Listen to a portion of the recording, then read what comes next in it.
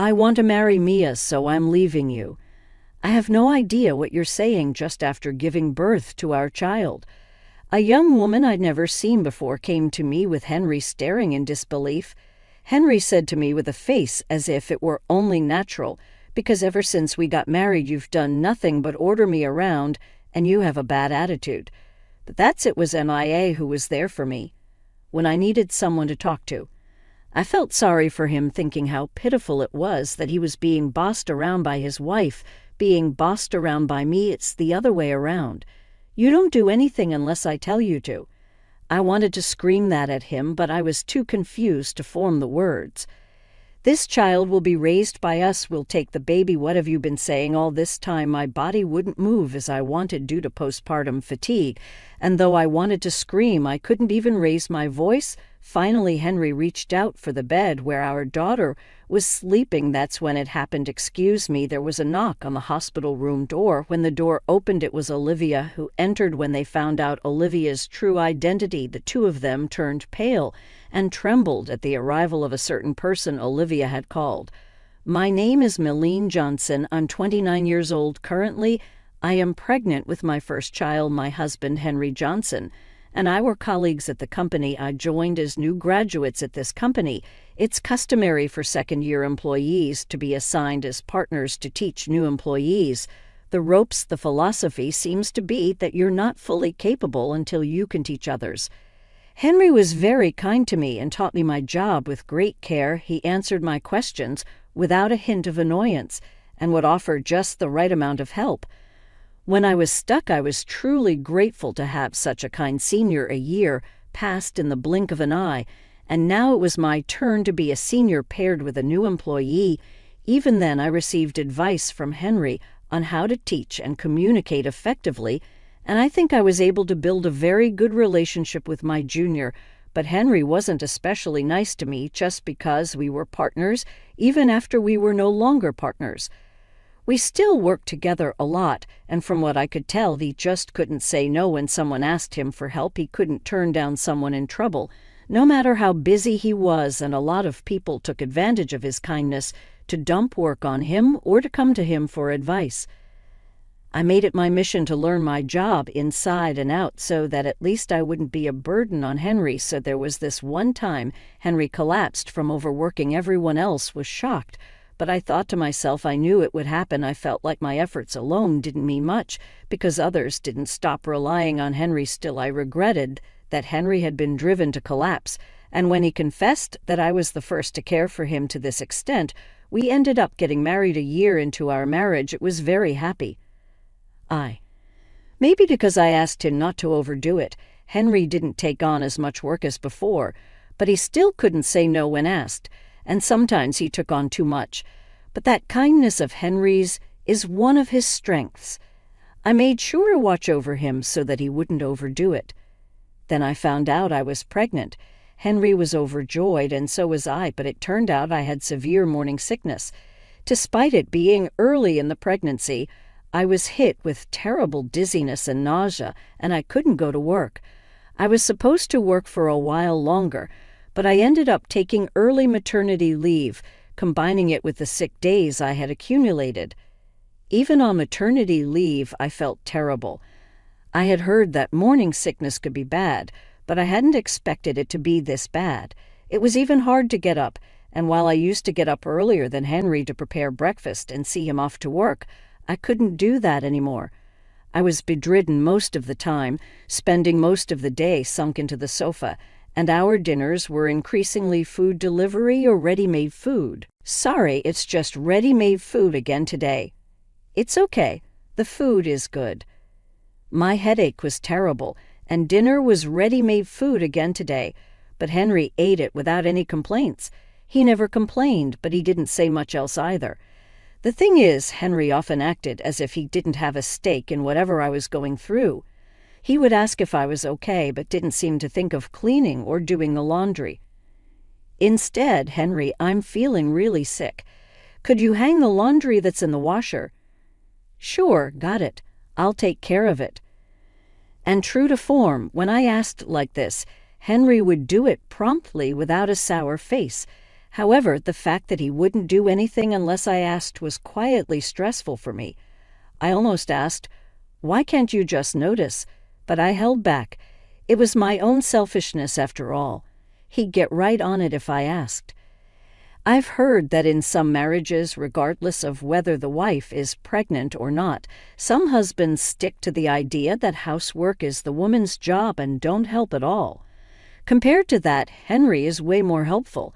I kept telling myself this, but no matter how much I wished, Henry never took the initiative to do housework on his own. He would do it if asked, but not otherwise. Once, when I had a slight fever, I thought he might notice if I left the dishes undone, but even after a full day they were still there and he didn't seem to question why. "Henry, I've got a bit of a fever today." "Oh, that's tough. Being pregnant must be hard." Even if he said that, his reply sounded like it was someone else's problem. "I hate to ask, but could you do the dishes?" Sure, but again, if asked, he would agree readily. It was frustrating. Eventually, I realized something Henry definitely couldn't say no to if asked. But upon reflection, he didn't do anything unless asked. I used to be Henry's junior. I relied on Henry to learn my job, and if I ever hit a snag, I consulted Henry. But I can't recall a single time that Henry ever initiated a conversation.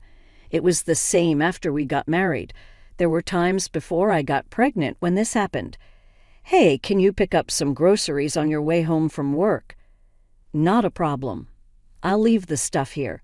"Thanks, by the way. We were about to run out of toilet paper, weren't we?" "Wait, really? We're running low on toilet paper." "No, I didn't get it. You didn't ask for it." If I ask Henry to pick up groceries after work, he'll buy exactly what I've asked for. But even if he realizes we're running low on toilet paper, he won't buy it unless I've specifically asked for it. I hoped he would learn and stop needing reminders, but no matter how many times I asked for the same thing, he'd do it gladly yet never took the initiative. "Here's the shopping you asked for." "Oh, and the hallway light bulb needs replacing." "Thanks. You got the light bulb too, right?" "No, I didn't get that. You didn't ask." "What? You can't buy it unless you're asked. If you noticed, you could have just gotten it."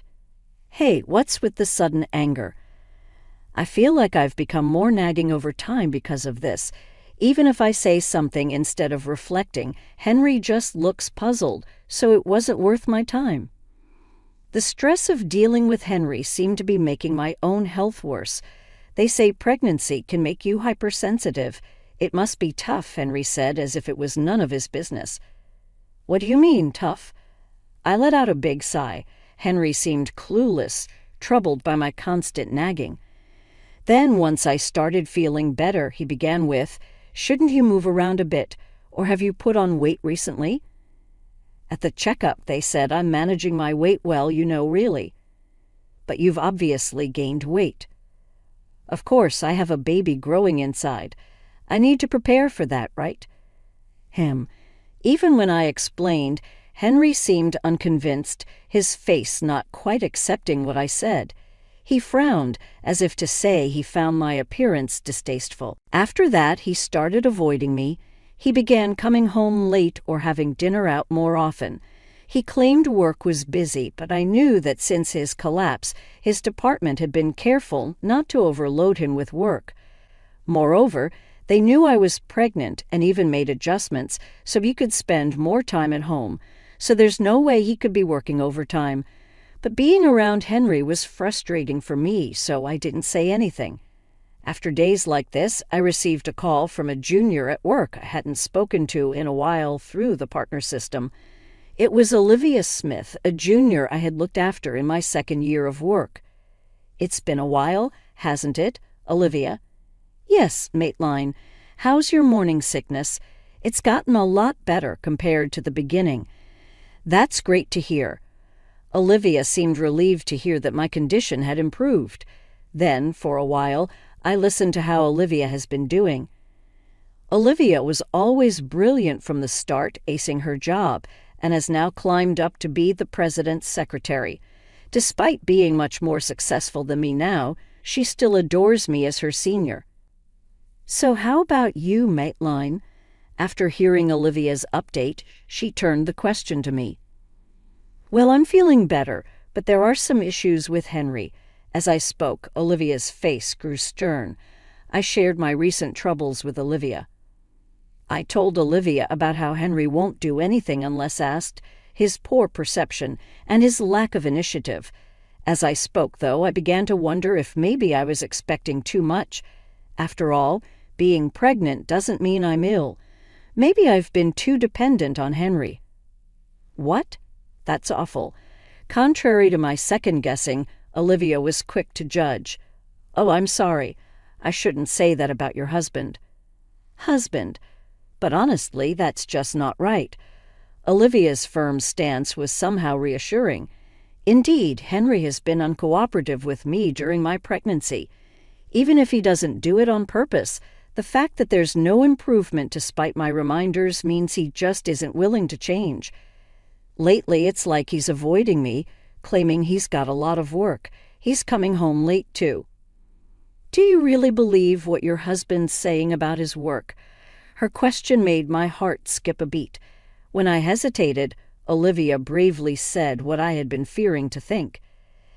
I don't want to think about it, but could he be cheating? It was something I had thought about many times recently because right now Henry's department is supposed to be slow. No one is doing overtime. I let out a sigh. Yeah, you're right. The most common reason for pretending to work late and not coming home would be an affair. I want to believe he's just avoiding me because I nag too much, but then I have to wonder who he's spending his time with and where.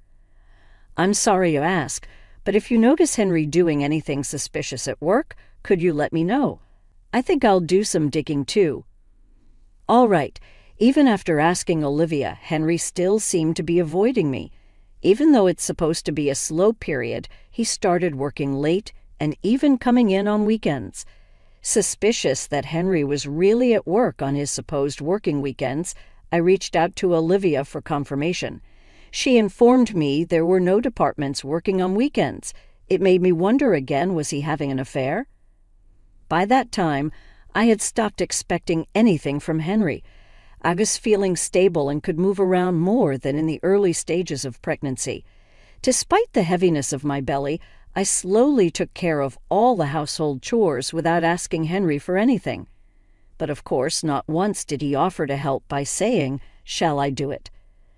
While I kept an eye on Henry's behavior, the baby in my belly grew healthily, and finally, labor began. Henry was absent, claiming to be working this weekend too. I tried to reach him, but his phone was unreachable, and there was no reply to my emails. I called a taxi on my own and headed to the hospital. Unlike my indifferent husband, Olivia rushed to the hospital to be by my side. "Are you okay, Maitline?" "I'm fine. I'll make it through. Where's Henry?" "He said he's working," I told her, and Olivia bit her lip, holding back words I knew without saying. There were no departments working that day. I showed Olivia a thumbs up to hide my nearly tearful face and was then wheeled into the delivery room. They say giving birth is like pushing a watermelon through your nose, and that's not far from the truth. After hours of agony, the sound of my baby's healthy cry gave me the greatest relief. The baby born was a girl. Holding her in my arms, I felt the weight and the love. But childbirth is indeed exhausting, both mentally and physically, and I fell asleep like a lump of clay. I'm not sure how many hours I had slept when suddenly I heard such a voice, and my consciousness surfaced. I must have been moved while I was sleeping. I was back in the hospital room I was assigned before giving birth. In the bed next to me, my newborn daughter was sleeping soundly. I wondered where Olivia had gone. I hadn't even had a chance to thank her for coming when the door opened abruptly without a knock. "The baby's born, huh, Henry?" Maybe because I was still tired from giving birth and waking from a long sleep, my mind wasn't working properly. I finally realized that Henry was there, but the young woman next to him was unfamiliar, which confused me even more. "Wow, is this the baby?" Her face is all wrinkly like a little monkey, The woman laughed as she peered into the bed. "Hey, who is this woman?" "This is Mia. I'm planning to marry her." Such sudden words made no sense, not because I was tired or just awake, but because they were incomprehensible. "I want to marry Mia, so I'm leaving you." "I have no idea what you're talking about," I said, staring in disbelief at Henry's face, as if it were only natural. "Because ever since we got married, you've done nothing but order me around, and you have a bad attitude." "But that's it. It was Mia who was there for me when I needed someone to talk to," Henry explained. I felt sorry for him, thinking how pitiful it was that he was being bossed around by his wife, being bossed around by me. "It's the other way around. You don't do anything unless I tell you to." I wanted to scream at him, but I was too confused to form the words.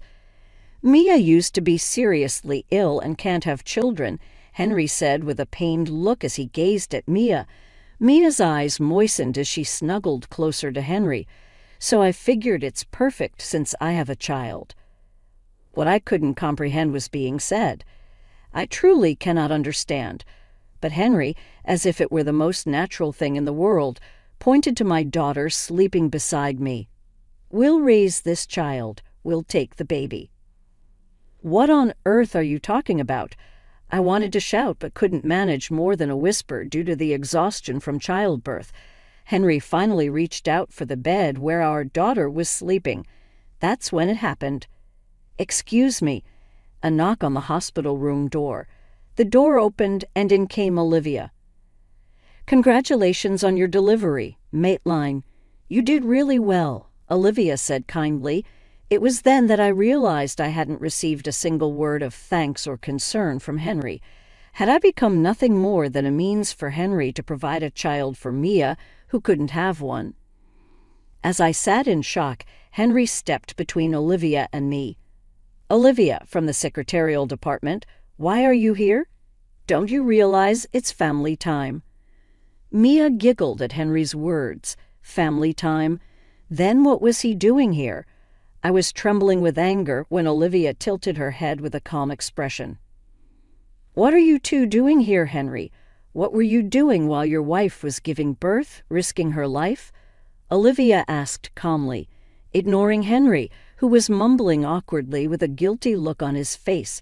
Olivia turned back to me. In her hand, she held an envelope. "Maybe it's better to wait until you've settled down a bit." "It's fine. I don't want him to get away. Plus, Mia is here too." I didn't think she would actually come, I said with a wry smile at Olivia's concerned look, while Henry and Mia both looked puzzled at us. "So you want a divorce, and you want to be with Maya." Hey, wait.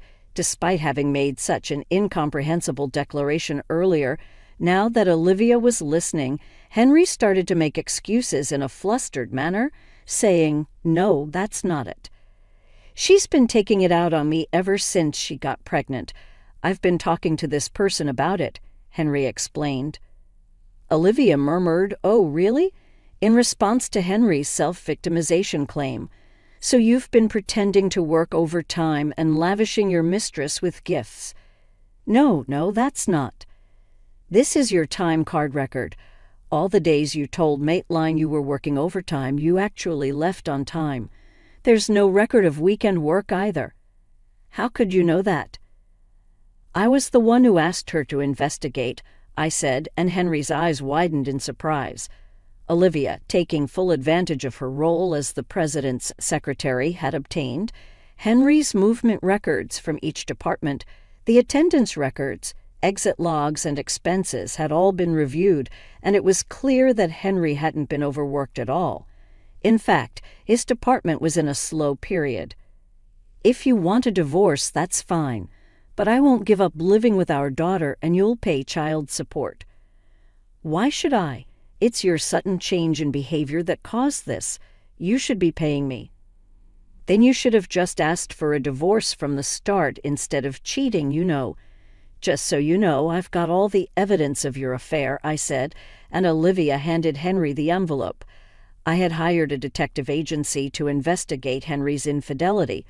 The findings over the phone were damning. I was going to pick up the photos and documents that served as evidence, but labor had started, so Olivia went to get them for me. Inside the envelope were photos of two people walking down the street arm in arm, looking very much like a couple. To anyone who didn't know them, they would appear to have the closeness of a couple. All the evidence is here. There's no escaping it now. I glared at Mia as I spoke, and she trembled with fear. It's not like that. Tears welled up in her eyes as she approached me. I didn't know Henry was married. I thought he was divorced with children. So I thought, if I can't have children, I want to help raise Henry's child. But I frowned, thinking her story was a bit too far-fetched. After all, Henry had just asked me for a divorce a moment ago, despite the fact that he was laughing next to me a moment ago. I'm not the bad one. I just want to raise a child with the person I love. Why should I be scolded for that?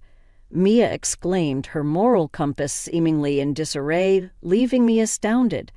At this point, it seemed like there was no use in arguing or persuading her otherwise. Olivia, who had been listening to the entire exchange, let out a deep sigh. "It's good that I called him," Olivia murmured before flinging the door to the hospital room open. And there stood the president, a man with a presence, looking exasperated. "Hey, Henry, I came here because my secretary called me, and what situation is this?" Oh, this is. Henry was in complete panic, not having expected his company's president to appear. Of course, I was also surprised. I had asked Olivia for help, but I had no idea she had involved the president. "Maitline, sorry for barging in like this. First off, congratulations on your delivery." "Oh, thank you very much." I stammered, my tone changing completely from when I was glaring at Henry to a gentle smile at the president. I was asked by Maitline to pick up some documents from the detective agency, and I made sure they were correct, I said. Yes, I said it was okay for her to look, and when checking the documents I recognized the face of Henry's mistress. At Olivia's words, I inadvertently glanced at Mia. Mia looked away uncomfortably. Who is she, anyway? I had no recognition of Mia and didn't know where Henry had met her. I only knew from the detective agency's report that she worked at the reception of a subsidiary company adjacent to Henry's office. "Mia is my niece," the president said with a heavy sigh. "Yes, she's the daughter of my brother." What? Henry looked surprised, perhaps having kept the president's relationship to Mia a secret. Mia made an awkward face. According to the president, it was true that Mia had been seriously ill as a child, and that illness had resulted in her inability to have children. However, that had led to her being quite spoiled by her parents, perhaps out of their pity for her. It seemed that because of their pampering, Mia had grown up to be self-centered, expecting everything to go her way. With such a disposition, she couldn't find a job anywhere, and her desperate parents turned to her uncle, the president, who reluctantly employed her in the subsidiary company. And to think you'd go after an employee with a family. But No buts. How many times do you intend to repeat the same mistakes? I can't look after you any longer. You're fired. No way. Mia slumped dejectedly as the president spoke firmly. Henry, you too. Leaving your pregnant wife to fool around with a young girl. You've been saying your wife has a bad attitude. She's carrying a new life in her. It's natural for her to be a bit on edge. You should have been more understanding instead of acting as usual. I will also take appropriate action within the company. After giving Henry a stern scolding, the president said he would take Mia to her parents and left the room with her and Olivia. Left alone in the hospital room were just Henry and me. A heavy, awkward silence filled the air. "I'm sorry, Maitline. I was wrong," Henry pleaded with me, trembling. "Forget everything I said before. There's no talk of divorce. What I mean is, we're not getting a divorce, but we are. I'm going ahead with a divorce. I was going to bring it up regardless, and I think we can't just pretend none of this happened. That's too convenient. I interrupted. But Maitline, did he really think he could make things right with me after all this? It was just insulting. We've got enough evidence for the divorce. Think it over. I had no idea Mia was like that. She just started playing the victim. I don't care about that anymore. What matters most to me is that my daughter has a peaceful environment to grow up in. Then you should know a father's presence would be better. If a father is unreliable and a betrayer, she's better off without him. They say the resentment of childbirth lasts a lifetime, and it couldn't be truer. Henry kept pleading not to be abandoned, but I told him if he made any more noise, I'd call the police. He left without another word. Afterward, my daughter and I were discharged from the hospital without any issues. I didn't return to the apartment where Henry and I had lived. Instead, I went straight to my parents' house. I had already told them everything, and they suggested I stay and relax for a while. They were delighted to see their granddaughter. Henry, realizing that I hadn't returned to the apartment with our daughter, came to my parents' house, wanting to live together again. But I firmly refused, insisting that any further communication should go through a lawyer. Eventually, Henry and I divorced. Henry promised to pay child support properly. Since then, it seems that Henry has been transferred from working at the head office to a branch office in the countryside. The president, seeing how Henry seemed likely to continue harassing me, apparently made the decision to effectively demote him by transferring him to the countryside as a measure against his behavior. He hadn't been involved in significant projects since collapsing from overwork, and apparently no one was troubled by his absence. Mia, who had an affair with Henry, was cut off by her uncle, the president, and fired from the company. Her parents, having had enough of her this time, apparently kicked her out, akin to disownment. While her illness was truly unfortunate, it didn't justify her actions. As for me, I was able to spend my daughter's early years raising her at home, taking it easy. Once she was old enough to attend preschool, I went back to work. Having always worked hard not to be a burden on Henry, my career was valued, and I was able to re-employ myself in a major company where I am now working vigorously.